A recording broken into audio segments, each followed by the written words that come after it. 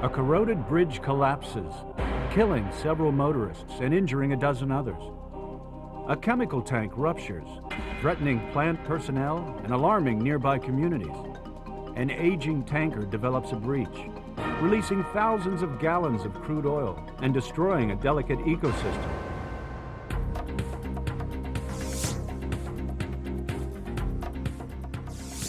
However rare, these are extreme but real examples of industry's worst nightmare, a safety breach that results in destruction, injury, or death.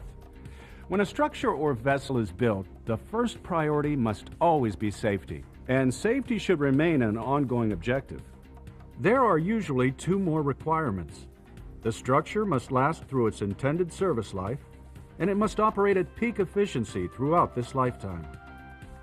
Making sure these requirements are met means making the right decisions at the right times. Of course, there are several other factors to consider. Cost is often the one that takes precedence. When you add the initial costs of design, engineering, construction, and materials to the ongoing costs of maintenance, inspection, operations, and outages, you get the lifetime or life cycle costs of the structure. Most owners strive to keep the life cycle costs to a minimum while ensuring optimum performance and service life. Doing so is crucial to the bottom line. There is a proven way to cut costs while extending service life, and that's through the use of protective coatings and linings. Oh, it's a lot cheaper to paint something than it is replace it. It's what we found out that it's probably 7 to 10 times cheaper to coat than it is to go in and rip out and replace a piece of steel. You know, we've been through several ships where it's come in and we've had to take out a section of steel and replace it in, where if we'd had done it coating right, then that would have never happened. It would probably lasted 30 years. I know a good example of the city of Virginia Beach, the Water Authority, where they saved $6 million through routine maintenance and painting of their infrastructure as over what it would cost to replace these tanks. That's a good example of how taxpayers can save money through a scheduled routine maintenance program. At any phase of a structure's life cycle, we can compare the total long-term costs of several maintenance approaches and then choose the one that provides the best overall service and return on investment.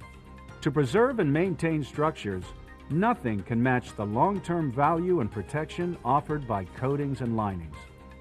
Coatings are more than just an essential part of ongoing maintenance. They also provide a significant return on investment. Unfortunately, a lack of awareness of the value of coatings or the consequences of inadequate protection can cause key decision makers to defer or eliminate necessary coating projects. The effort to reduce short-term costs can also be to blame. Whatever the reason, the results of this decision can be costly or even disastrous. Recent reports from respected sources include some rather startling statistics on the annual cost of corrosion. In 1995, it was estimated that the cost of corrosion in the United States was a staggering $300 billion, 4 times what it had been a decade before. A more recent study by the Federal Highway Administration and NACE International estimated the cost to be $440 billion, or 5% of the United States' gross domestic product. Perhaps the most surprising statistic of all is that up to a full third of these costs could have been eliminated by using protective coatings and linings. So it's very important for us to keep our structures operating as long as possible, as reliably as possible, and under all conditions of weather and traffic and service. So keeping a bridge in service is our primary concern. If the bridge deteriorates where it has to be closed simply because it wasn't painted, we feel that's not being very responsible in our service to the public. You know the old saying, an ounce of prevention is worth a pound of cure? That's especially true when it comes to protecting valuable facilities and other corporate and government assets. Think about the economic effect corrosion can have on your business. Now consider this. Most of these costs could be eliminated with protective coatings and linings. Add these potential savings to the economic benefits of prolonging a facility's useful service life, and you'll easily see the value. Still, there are those who believe that coatings do little more than improve appearance. The cosmetic properties of coatings are important, but coatings are designed to do so much more. There are a lot of high-performance coating advantages that exist today that didn't exist 5 or 6 or 7 years ago for coatings. Owners have the choice of color and gloss retention. They have the choice of higher performing coatings as far as abrasion is concerned, chemical resistance. There are coatings that are available that allow you to paint much quicker. They allow more productivity gains in coatings. These are all the advances that really make painting today easier and present a better value to the owner. There are many different kinds of protective coatings and linings on the market. Some perform best in certain applications and under certain conditions. Most are designed to perform well under a wide variety of conditions. Nearly all coatings and linings protect by acting as a barrier between the underlying surface and the surrounding environment. This strong barrier essentially removes the surface from contact with moisture, contaminants, and other detrimental elements that lead to accelerated deterioration. Of course, the materials themselves are just one component of a successful coating project. Looking at coatings contractors for bridges particularly, we're very interested in programs like the PCCP program at SSPC because of the fact that it does establish a level playing field. It establishes standard criteria that all contractors must meet and gives us a sense of confidence that at least they're aware of the regulations, they're aware of quality painting practices, and we have a much better sense that we're starting out on the right foot to get a quality job. The selection of suitable materials, sound and practical specifications, adequate surface preparation, and proper application techniques are critical to the success of any coating project.